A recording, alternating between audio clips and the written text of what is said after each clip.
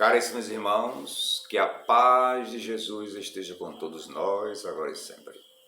É um prazer mais uma vez estarmos aqui online para que nós possamos desfrutar um pouco desse Evangelho de Jesus.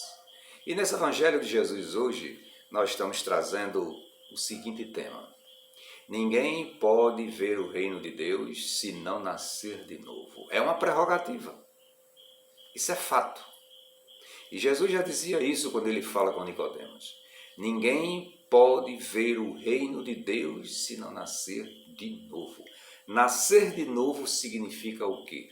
Tomar nova vestimenta, tomar nova roupagem e se representar para o mundo terra, para o planeta, a qual, dentro do processo reencarnatório, nós estamos indo e vindo para o nosso aperfeiçoamento. Porque ninguém se aperfeiçoa aqui em uma estadia só. Todos nós que chegamos aqui, chegamos com a data já determinada e delineada, já vencida. Passar X tempo, X anos, e daí regressa-se para se verificar o quanto do aprendizado se foi trabalhado. E diante desse processo, Jesus deixa muito claro quando ele diz nascer de novo. Nascer de novo é retornar do plano espiritual para o plano material. Isso é fato. Isso não tem o que questionar. Mas, dentro desse evangelho, ainda no item 18 a 24, 23, nós temos que os laços de famílias se tornam fortalecidos pelo processo reencarnatório e pela quebra, pela unicidade da existência. Unicidade da existência? Unicidade da existência, sim. O tempo de existência nosso. E nesse processo do tempo de existência nosso, nós formamos aqui uma grande família. E a família se prolifera, isto é, ela se repercute no mundo todo, em todos os lugares onde existe você, eu, nós, mesmo que sejamos diferentes em todos os aspectos, na cor, na raça, na crença, no credo, na vontade, na determinação, enfim, em que lugar você se encontra, em que lugar você está. É essa grande transformação que Jesus traz lá de onde ele veio, há mais de 2.000 anos, trazendo aqui do Oriente para o Ocidente essa mensagem. Hoje ainda muito questionada, porém muito vivenciada, trabalhada para o nosso melhor aproveitamento. E aí, uma das questões que se coloca é a seguinte: o corpo procede do corpo, em decorrência daquilo que Jesus falou. O corpo procede do corpo, mas o espírito não procede do espírito. O corpo procede do corpo é um fato, mas o espírito não procede do espírito, porque este já existia muito antes do corpo. O Pai não gera espírito do Filho, fornece-lhe apenas o envoltório. Este corpo aqui, o seu corpo, nossos corpos, são fornecidos pela junção da matéria da terra. A concepção é dada pelo sexo masculino e pelo feminino. E aí nasce quem? Você, eu, nós, com a forma delineada dos genes em que chegaram à formação material, corporal de cada um de nós. Mas cada corpo desse, ele vem emblematicamente com espírito, e esse espírito criado por Deus na sua mônada, na sua essência. Nós temos a nossa essência. Você, nós temos a nossa essência. E a nossa essência é divina, criada por um Deus magnífico de amor e de bondade e de perdão. E como somos co-criadores da sua existência, da nossa existência também, nos foi dado a condição dada por Deus de, no processo de fecundação, ocorrer o processo de reprodução também, que é uma lei de reprodução, criarmos e estarmos aqui. dando o nosso A da graça, cada um procurando trabalhar na sua desenvoltura, formando assim esse ciclo de evolução material, juntamente com o espírito espiritual. Então, dentro disso, vamos ajudar no nosso desenvolvimento intelectual, porque a matéria está boa, está perfeita. Aqui, ó, a cachola nossa, ó, a nossa CPU está intacta. Então, o espírito está dando toda a desenvoltura, toda a energia condensada para o seu trabalho. Quando isto aqui está danificado, o espírito não consegue representar a sua grande essência, por decorrência da danificação da energia que passa pela matéria danificada. E aí, diante disso, com o processo reencarnatório, os laços familiares são fortalecidos e reapertados. Cada vez mais eles são aglutinados. Porque normalmente as pessoas recorrem ou renascem ou se reestruturam dentro do próprio ciclo familiar. É ali que se encontram os maiores afetos e desafetos de nossa existência. Pai, mãe, filhos, aí aparecem genros, aparece nora, aparecem, enfim, sobrinhos, primos, toda uma gama de pessoas, cada um com o seu querer, cada um com o seu gosto, cada um com a sua perspicaz, cada um com sua vontade e cada um com seu propósito de vida. Observe que muitas vezes os pais querem delinear um caminho para o filho. Eu quero que você seja um engenheiro ou um médico. E o menino olha para a cara do pai e da mãe, olha assim e diz, eu vou ser isso, for nada. E de repente ele toma um caminho totalmente diferente daquele que você pensou ou tentou planejar para ele. Por quê? Porque dentro de cada um da gente existe uma vontade interior muito maior do que a vontade exterior de cada um da gente.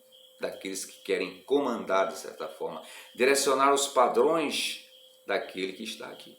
Então, cada um que chega aqui, chega com a sua determinação de querer e não ouvir nem escutar o outro. Por este fato, os espíritos formam os seus grupos e suas famílias na espiritualidade. Porque esse grupo que está fomentado aqui no plano Terra é como se diz tal vida, tal morte. Planos superiores, existem espíritos, planos superiores também. Numa erraticidade, os espíritos se aglutinam em forma de grupo, em forma de família, em forma, em sim, de situações que se envolvem formando uma grande fraternidade. É por isso que quantas vezes nós nos encontramos pessoas que nós nem conhecíamos e quando a gente passa a conhecer, passa a conviver, começa a criar um vínculo, vamos dizer assim, uma liga de tal forma que a gente sente-se como talvez muito mais irmão do que o próprio irmão de próprio sangue, do irmão carnal. Então aquele que não saiu da nossa matéria de conjugação entre os nossos pais, muitas vezes temos muita mais afeição, muito mais amizade do que aquele que gerou-se dentro do próprio ciclo familiar. Isso é público notório e cada um de vocês que estão aí deve perceber e deve dizer, poxa, eu tenho pessoas assim. Eu conheço uma pessoa que é assim, eu tenho uma amizade com uma pessoa que é muito mais amiga minha, muito mais um irmão ou uma irmã do que meu próprio irmão de sangue. E aí, pelas semelhanças de inclinações é que ocorrem isso. Então, nessa semelhança de inclinações que você denota conjuntamente com a fraternidade dentro de você, a benevolência, a indulgência, o perdão, você se aglutina com aquelas pessoas ou com aquela pessoa de uma forma bem peculiar. E pela simpatia, muitas vezes, eu simpatizei com fulano, e daí nasce uma grande amizade. Os grandes amores das nossas vidas, eles surgem de uma grande simpatia, de semelhanças de gostos, semelhanças de padrões vibratórios, primeiramente. É aquela vibração minha que conduz com a sua vibração e faz com que a gente se aglutine de certa forma. Pela afeição é outro outra situação, não é? Pela afeição a gente se afeiçoa com aquela pessoa e daí cria-se esse grande vínculo, essa grande amizade. Pensando muitas vezes que essa amizade começou aqui, mas essa amizade já veio desde o plano espiritual. Os espíritos afins, quando não reencarnarem juntos, haverá apenas uma separação momentânea. Então, fulano ficou lá, eu vim para cá, cumpri a minha jornada, depois a gente se encontra e reencontra-se novamente. Porque o tempo, plano espiritual, é muito diferente do plano material. Um dia aqui, demora a passar, né? Muitas vezes, né? Mas um dia no plano espiritual, quanta coisa pode se fazer, quantas mudanças pode se processar, quantas situações a gente pode criar. Então, apenas a separação, momentânea essa separação, tu vai ali que eu vou aqui. Mas passa-se o tempo, a pessoa volta e volta renovado, modificado pelo aspecto de ter adquirido esse corpo. Isso pesa para o nosso espírito. Porque, em detrimento, nós estamos aqui cumprindo uma jornada, um padrão vibratório, que quando a gente deixa esta matéria, como o próprio Jesus nos coloca, do pó voltarás ao pó. E quem surge desse pó? Que o pó ficou na terra. O processo entrou em decomposição. Não tem mais nada. E aí? Quem é que tem ali? A energia espiritual. É o Espírito. Como Jesus disse, eu irei preparar o lugar para todos vocês. E ele foi para onde? Para o plano espiritual, claro. Há muitas moradas na casa do Pai. Qual foi a morada que ele foi? Qual a morada sua? Qual a minha morada? Aqui na terra? Passageira. Mas para onde nós vamos? Já se questionou quanto a isso? Para onde você vai, se você está com dúvida? Se você tem dúvida quanto tudo isso que a gente está dizendo, para onde tu vai depois que morrer? Eu vou para o céu. Céu é um estado. Está lá, céu. Mas que céu é esse? Que lugar é esse que Jesus nos promete no mundo espiritual? É o mundo espiritual que todos nós, diga-se de passagem, acreditamos. Permanece unido pelo pensamento. Olha o pensamento aqui, eu estou pensando aqui, você está pensando aí, nós estamos pensando, mas o plano espiritual, todos estão pensando, porque o Espírito vive. Jesus está pensando na gente, nós estamos pensando nele. Ele está pensando possivelmente como é que vai consertar essa bagunça feita por todos nós. Como é que ele vai consertar tudo isso? Mas tem as diretrizes, tem as normas, tem as colocações, tem os seus auxiliares que possam derrogar sobre cada um da gente a capacidade de dizermos assim, eu vou amar. Então, se você ama, se você busca o perdão, se você busca benevolência, e indulgência para com todos os seus irmãos, não importa a cor, não importa o sexo, não importa a tonalidade da pele, não importa isso, não importa onde você vem, o que importa é para onde você vai. Isso sim é que vai importar. Quanto mais evoluído, estimulam os outros no processo de evolução. Você evolui, o outro vê, vai estimular. É um estímulo. É um estímulo. A lei do progresso é estimulante. Porque cada vez que você progride, o outro vê e faz semelhante. E vai buscando, e vai crescendo. É um processo geral. É um processo, não é genérico, mas é um processo geral de nossas vidas. Nós estamos aqui para crescermos, para fazermos o ciclo, a roda de Sansara, como diz os grandes iogues e os grandes orientais. A roda da Sansara, a roda passa, porque a vida é cíclica. Vivemos em ciclos de situações, ciclos difíceis, ciclos fáceis, vamos já amontoando tudo isso e formando esse grande cordão universal para a nossa evolução material e espiritual. Então, esses espíritos se procuram durante o sono físico ou na desencarnação, quando se reencontram no mundo espiritual. Então, quando você dorme, quando eu durmo, quantas vezes a gente se projeta no plano astral? Quantas vezes a gente lembra-se de sonhos maravilhosos ou sonhos perturbados que nós tivemos? Então, que lugares foram esses que nós fomos? Aqui na Terra? Talvez. Mas muitas das vezes nas paragens espirituais. Esses espíritos se procuram durante o sono físico ou na desencarnação, quando se reencontram no mundo espiritual. Encontra-se no mundo espiritual, tá legal, como é que tu tá fazendo lá? Tô assim. Quando você volta mais animado, acorda com mais coragem, com mais vigor, né? Sem saber por quê, o que foi que houve. Tá aí as explicações durante o período sonolento que nós ficamos. Desprende-se da matéria, há um desprendimento da matéria. A gente, se desprende dela aos poucos, e os seus afetos em relação aos seus amores tornam-se mais sutis em amarras do ciúme. Ciúme é doentio, não é? Ciúme demais, tudo demais é doentio. Mas nessas amarras dos nossos amores, a gente tem que trabalhar em nós essa energia amorosa, essa energia do querer, mas saber também abrir as mãos para que possa denotar cada situação dela. Paulo, em uma conversa que tem lá com o prefeito de Roma, no local que ele estava preso, ele conversando com o prefeito e dá um exemplo muito belo, quando ele coloca um punhado d'água nas mãos e coloca assim, veja, as águas elas não ficam em nossas mãos, porque elas se esvaem entre os nossos dedos, porque elas são finas. É como a vida.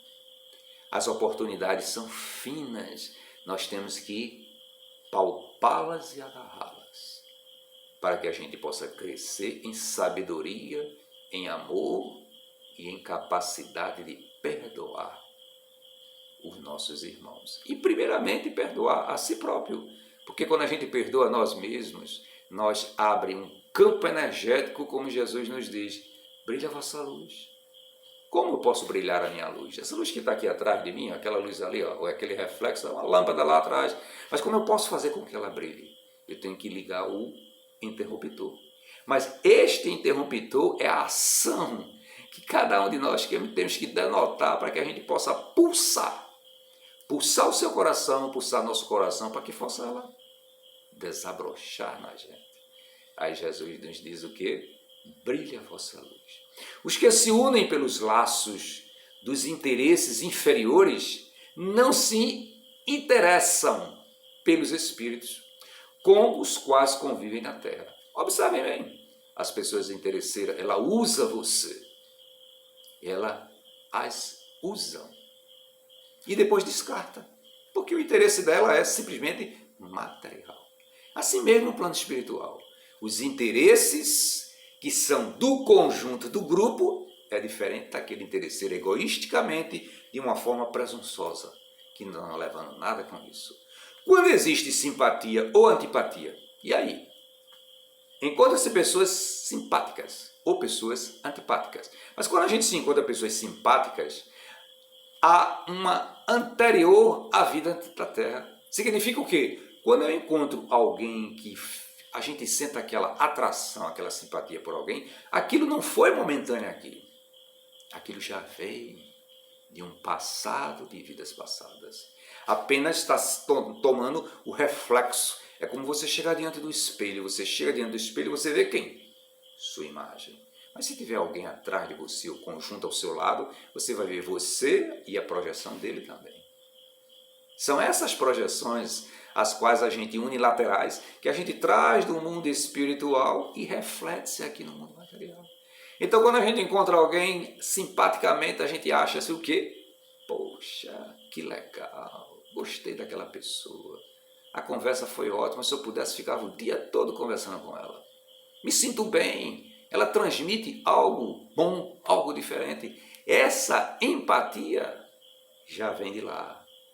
Apenas ela eclodiu aqui. Da mesma forma, se a ausência dessa simpatia, a ausência de simpatia é a ausência de amor e compreensão. É comum dizer que não pertence à família. Você,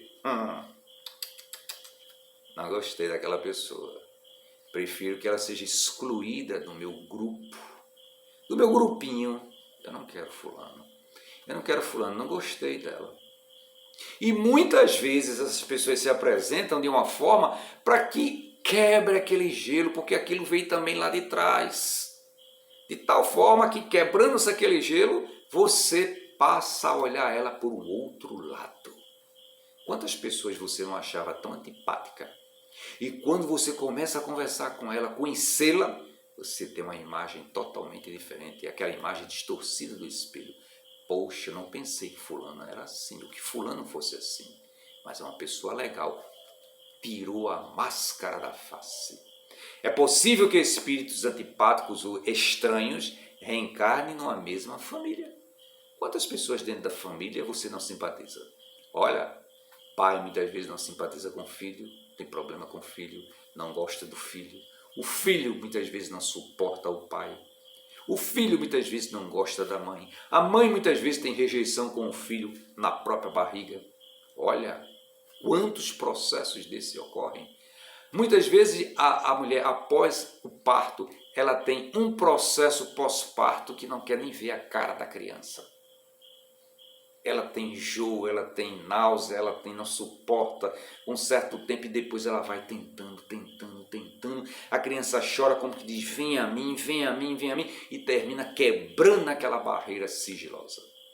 E a gente não sabe por que tudo isso, não é? Então, pela reencarnação não aumenta a parentela. Então quantos pais e quantas mães eu teria do outro lado? É engano nosso. Porque quantas vezes nós estamos mudando de posição. Eu hoje sou pai de 2 filhos, mas quem sabe na próxima eles possam ser agora eu filho deles, ou neto deles, seja lá o que for, mas de uma forma que venhamos conjurar, congregar, para podermos resgatar aquilo que de dívida ou de débito, seja lá do que for, dentro do processo de evolução, nós temos que nos resgatarmos. Quando se amam ou se odeiam, os laços se tornam mais fortes. Veja se não é? Eu odeio fulano, mas aquilo fica tão impregnado na pessoa que a pessoa não consegue se desvencilhar daquela pessoa. E parece que dobra a esquina, outra esquina, aparece aquela pessoa. E você, poxa vida, eu não queria andar por ali, porque eu sabia que ele vinha por ali. Parece que isso sim é um poder de atração. Há uma permissividade nisso para que possa atrair, para que possa quebrar esta barreira, quebrar esse cristal, o vidro. Seu teto é de vidro, precisa ser quebrado. E quando ele é quebrado, tira todas as máscaras, cai as máscaras da face, como está caindo agora nesse período de pandemia. Quem usava máscara está caindo suas máscaras e está se colocando, se revelando quem é e quem está fazendo e o que está fazendo. Um pai com um filho ou com vários, o amor é intenso por um ou por muitos. Muitas vezes o pai gosta de um mais do que o outro. Isso talvez seja até natural, dentro do processo do vínculo das virtudes familiares. Mas o amor, em essência, ele é de todos. Eu tiro pelo meu pai. Nós tínhamos 6 irmãos. Dos 6 irmãos, meu pai tinha a maior preocupação quando um adoecesse. Ele chegava do trabalho com aquela sacolinha, vinha a uva, vinha a maçã, era aquele relíquia predileto para aquele que estava doente. Os outros ficavam observando e diziam, eita, eu queria estar doente também para comer aquilo que ele não podia comer. Né? Então, há esse regalo, há essa condição de amor. E a gente pode dizer, ele está pretelando mais um do que o outro. Não, é momentâneo aquilo. Mas o amor, sentimento lá dentro, tina lá dentro, por todos aqueles. Porque um pai nunca dá a espinha do peixe a seu filho. Ele tira a parte fundamental do peixe para dar com ele, com todo amor e todo cuidado. Não é verdade? Pois é. Então, uma pessoa com 10 reencarnações não quer dizer que esse espírito vai ter 10 sentimentos superiores, 10 pai, 10 mãe, 10 isso, 10 aquilo. Não. As pessoas estão enganadas quanto a isso. Não é dessa forma. Não é dessa forma que a música toca. Né? Não é dessa forma, ou melhor dizendo, não é disto que estamos falando. Estamos dizendo que você, que hoje tem sua família, que família você teve anterior? E qual a família que você vai se projetar para a próxima vida? Cada um daquele que está ali no seu ciclo familiar tem algo a ver com você e eles com você. E você com eles. Não é isso? Para que possa realmente formar uma grande fraternidade. Agora, sem a reencarnação, vamos admitir que não existisse reencarnação. Não teríamos efeito a simpatia e o afeto vivido pois teríamos uma única existência. Para cada espírito desencarnou, céu e inferno. Ih, rapaz, é desse jeito. Morreu, o céu, o inferno. Não é disso que Jesus fala. Quando Jesus diz a Nicodemos que aquele é preciso nascer de novo, aí alguém por aí diz, não, mas tem que nascer do Espírito, tem que nascer do Espírito, não, o Espírito já nasceu, o Espírito já vivia. É preciso nascer da carne. Aquele mesmo Espírito toma outro protótipo para que ele possa evoluir. As crianças que hoje estão chegando, quantos de nós não temos dificuldade com a tecnologia? Mas vê um menininho desse aí por aí. Vê uma criança de 2 anos, 3 anos, 4 anos, 5 anos, dá um celular a ele para ver que ele vai fazer miséria na tua frente. E tu só vai catar milho, ó, catando milho, e ele tá sabe, os 2 dedinhos, tic, tic, tic, tic, tic, tic, tic, tic, já faz tudo. Essa tecnologia veio de onde? Veio da escola? Essa escola paupérrima? Não. Essa educação, meu Deus do céu, essa está ensinando muito pouco de tecnologia. Mas eles já trazem dentro de si o vínculo tecnológico. O que vai absorver aqui é apenas o upgrade. Ele vai dar o salto quântico para o processo de evolução. Todos os laços de família estariam rompidos nesse caso. Haveria uma separação definitivamente entre pai e filho, esposo e esposa, os relacionamentos da humanidade. Então, se não houvesse a reencarnação, morreu, acabou. Tudo que a gente fez aqui não tem sentido nenhum. Quem é que vai dar continuidade àquilo que você deixou? Muitas vezes você vai e volta para dar continuidade àquilo ali. Porque não tem ninguém insubstituível. Quem pensa que tem alguém insubstituível, está enganado. Mas eu, você, nós somos insubstituível. Parece mentira, né? Somos. Porque essa imagem sua que está aí, essa imagem minha que está aqui, vocês só vão ver nesta encarnação. Na próxima, não teremos mais essa imagem, porque ela já se foi. Mas o espírito que reside dentro dela será o mesmo. Leon Denis nos dá uma afirmativa magnífica. Ele nos diz, é a única forma racional por quem se pode admitir a reparação das faltas cometidas e a evolução gradual dos seres. Vê que legal? Fundamental. É a única forma racional, raciocinando, por quem se pode admitir a reparação, o conserto das nossas faltas cometidas e a evolução gradual dos seres. Então, as faltas cometidas por quem? Por mim. Quem é que vai corrigir? Sou eu. Agora, com outra roupagem. Essa camisa azul aqui, amanhã eu vou colocar uma branca, mas a fisionomia do meu rosto é a mesma. Vamos admitir que esse rosto que está aqui seja o espírito e esta camisa seja a matéria. Amanhã estarei com outra camisa. Mas vocês vão me identificar pelo rosto, pela face, que é o espírito. Mas no caso, no plano espiritual e para aqui, é diferente. É o contrário. Vocês vão me identificar nunquinha. Não. Vocês não vão me identificar. Porque a matéria qual é esta aqui, facial que está aqui, não terá esta. Será outra. Mas a roupagem espiritual é a mesma essência de cada um de nós. Então, pela reencarnação, o progresso é contínuo pela pluralidade das existências. Pluralidade das existências. Sócrates já falava sobre isso. Olha lá. Quem tiver dúvida, vai lá em Sócrates. Vai lá em Platão. Vai lá em outros filósofos que passaram. Muito antes, Jesus não pensava nem chegar aqui. Mas ele já dizia isso, acreditava na pluralidade das existências. O homem não tem uma única vida. E ele, quando foi tomar a cicuta, passou a morte, condenado à morte, ele pegava no seu braço e dizia assim, Sócrates, não é isso. Sócrates é muito mais que isso, é essência. Você é essência. Eu sou essência. Nós somos essência, formamos o planeta Terra. Magnífico, né? Pois é. Os laços de famílias não estão rompidos com a morte. A morte não rompe. Porque existe a ligação do pensamento. Eu estou aqui, estou pensando em minha mãe, meu pai, minha avó, meu tio. Eles estão. E eles, com certeza, estão vinculados àquele que ficou, ao neto, aos nossos ancestrais, à nossa ancestralidade. Está aí. Os próprios índios, parece mentira, a gente quer ser contra tudo isso, mas os índios já falam isso. Da ancestralidade. Os ancestrais. E Jesus também falava nisso.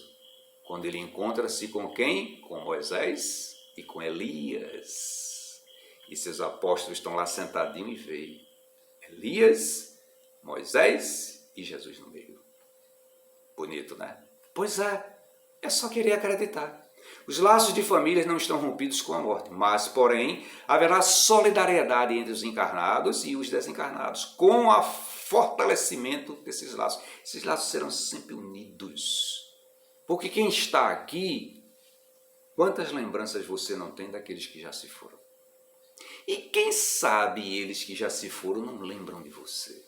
Nas horas difíceis você se lembra, se meu pai estivesse aqui, se minha mãe estivesse aqui, se fulano, sempre há um E nesse quem sabe ele está tão perto de você, lhe auxiliando, lhe ajudando para você se erguer e sair do problema que você está passando muitas vezes. E aí a gente vê como esses laços são importantes para a nossa evolução material e espiritual. Então, meus caríssimos irmãos, que Jesus nos abençoe, que derrame sobre cada um de nós a sua misericórdia divina, nos dando paz, amor, fé, confiança. E uma coisa bem interessante, lembre-se da esperança. A esperança é a última que morre em todos os processos de nossas vidas. Pode acabar o amor, pode acabar a paz, mas não pode acabar a esperança. Porque enquanto houver esperança, ela volta e acende a paz. Acende o amor e você se ergue para a vida eterna. Amém. Muita paz e Jesus nos abençoe agora e sempre.